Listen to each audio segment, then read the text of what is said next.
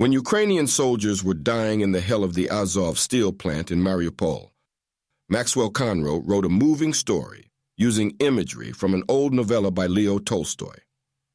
Over a century ago, Tolstoy had described how Hadji Murad, the Chechnyan resistance fighter, was butchered by troops of the Russian occupier.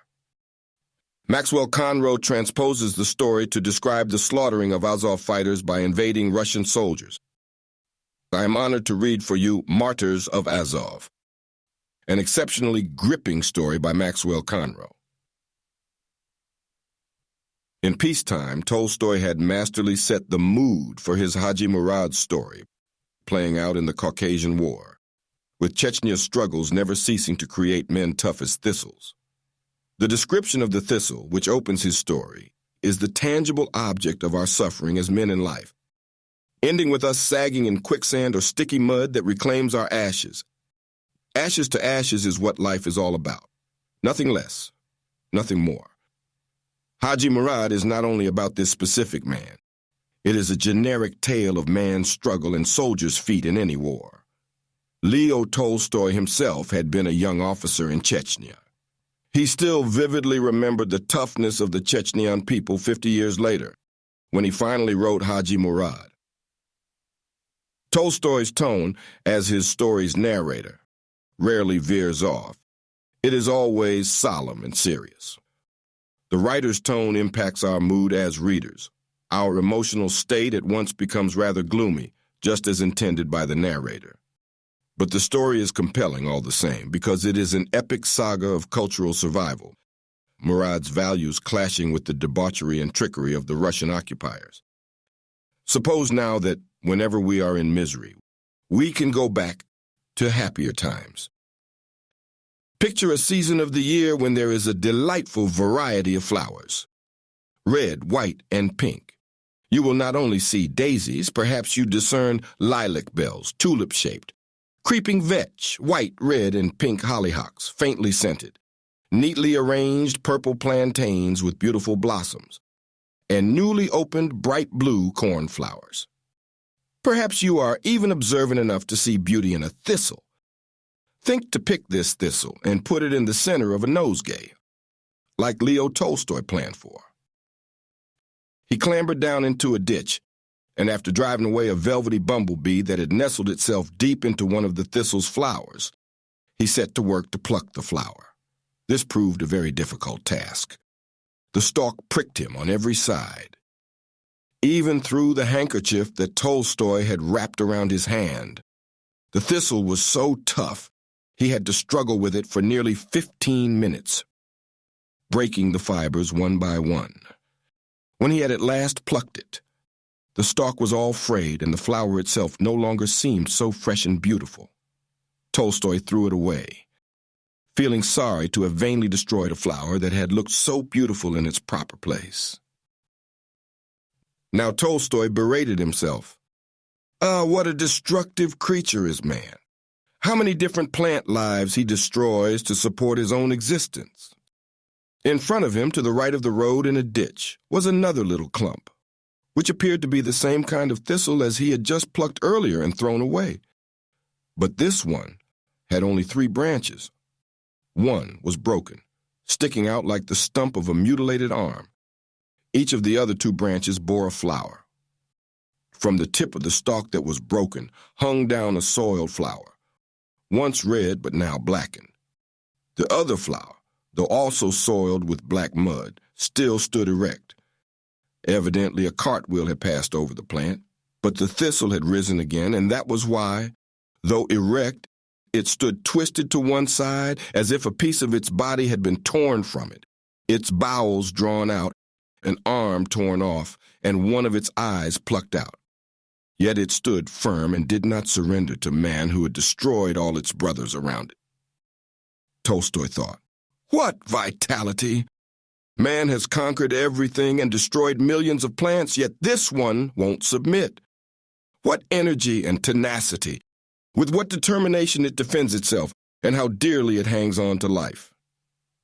And then Tolstoy remembered another war episode. 100,000 rubles reward was offered for the capture of the last Azov soldiers alive or dead. Some had managed to escape from the steel plant in Mariupol, and more than 200 tanks were following the runaways. To the right of the road could be seen the Russian armored vehicles. On the left lay some smoldering remains of what was once the proud city Mariupol, and to the south was the Azov Sea. The fugitive soldiers had come to the conclusion that the only way out to safety was wading into the Azov Sea. Having come to this conclusion, they turned to the south, but it proved impossible to reach the seashore. A pasture had to be crossed that had just been flooded, as is always done in spring, and it had become a bog. The soldiers' legs sank deep into the mud up to above their knees. Now they hoped to find drier ground to the right, but the field had been equally flooded all over. They drew their feet out of the sticky mud with a pop, like that of a cork drawn from a bottle, and they had to stop, panting after every few steps. They struggled in this way for so long that it began to grow dusk, and they had still not reached the sea. To their left lay a patch of higher ground overgrown with shrubs, and the soldiers decided to hide in among these clumps and remain there for the night to rest their exhausted bodies. The moon that had been shining at first had now sunk behind the steel plant's battered contours.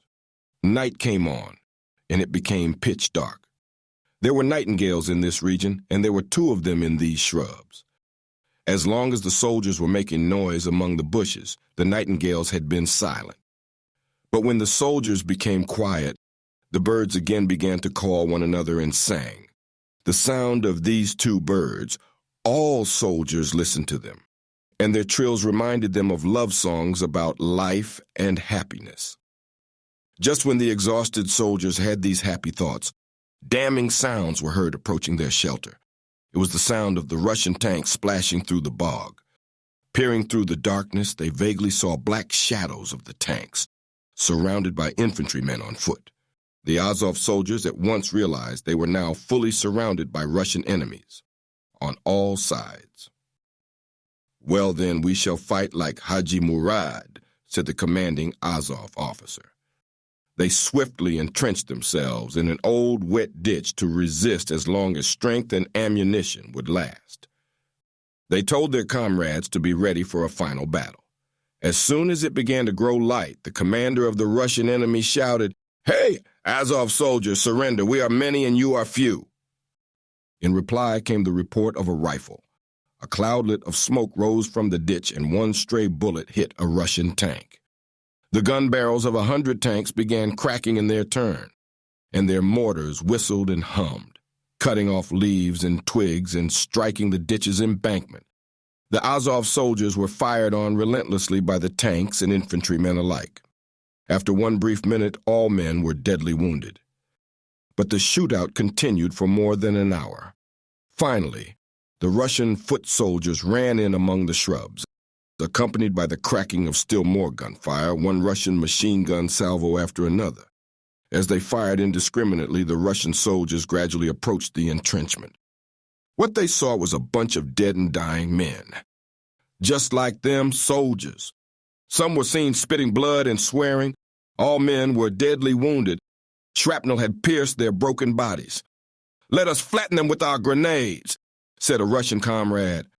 But at that instant, a last bullet struck him, and he reeled and fell backwards onto a dead Azov soldier. His mouth, the upper lip pouting like a child's, twitched without opening. The Azov soldier that lay under him was not entirely dead after all, and drew his leg away from under the Russian and opened fire. Next, thousands of Russian bullets finished off all of the last Azov men as they lay dying in the ditch. In the heap of the dying men, memories and pictures succeeded, one after another. In their imagination, with extraordinary speed, they saw their wives, children, their own death. One soldier even heard the soft voice of his son, Alexei. All the Azov men had such images passing through their minds without evoking any feeling within. Neither pity nor anger nor any kind of desire remained. Now everything seemed so insignificant in comparison to what was beginning, or had already begun. They were rising from their bodies and would be the martyrs of Azov. Meanwhile, the Russians began to disturb the scene of the dying men with triumphant shrieks. Suddenly, a shudder passed through all of them. A final grenade exploded. One of the Russians saw a man face down, with his hand stretched out, hugging a thistle that had been mown down by the bullets and mortars. He moved no more. He did not move, but still, he felt. The first Russian to reach him struck him on the head with his rifle. The dying Ukrainian soldier felt as if someone was striking him with a hammer, but he no longer could understand who was doing it or why. That was his last consciousness of any connection with his body. He felt nothing more, and his enemies kicked and hacked at what had no longer anything in common with him. A Russian soldier placed his foot on the back of the corpse, and as the body rolled away, blood spurted from the arteries of the corpse's neck, soaking the wet mud of the ditch. Now all the Russian soldiers gathered together, like sportsmen round a slaughtered animal, near the bodies of the dead Azov soldiers. They smilingly took selfies amid the powder smoke, which still hung over the ditch and the nearby bushes while they triumphed in their victory. The two nightingales had hushed their songs while the firing lasted, but now started their trills once more. And the crushed thistle, in the midst of dead Azov soldiers, would soon be plowed under in the ditch with the dead men.